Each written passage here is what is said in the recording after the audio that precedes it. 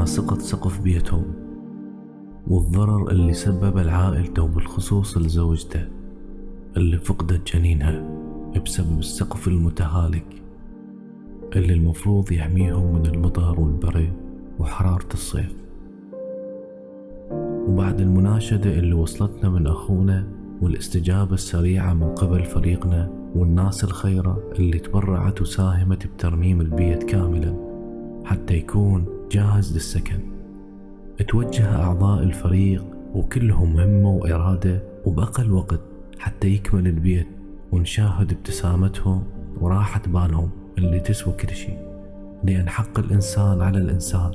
يقدم له المساعدة ويمد له يد العون ويكون سند الأخو بأصعب الظروف. كما قال الرسول صلى الله عليه وآله وسلم: من نفس عن مؤمن كربة من كرب الدنيا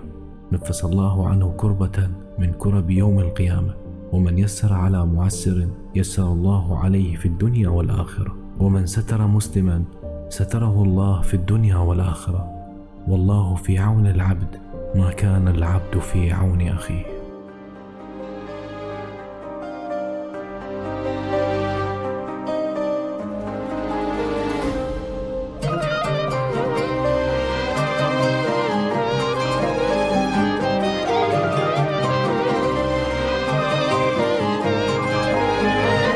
على النية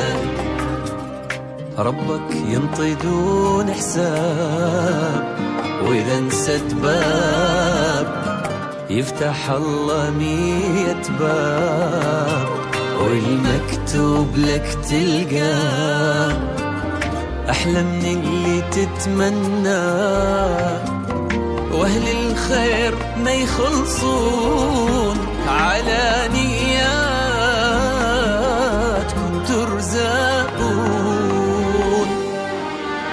لا تتعب ولا تيأس، اصحى الصبح وتنفس اللي خلق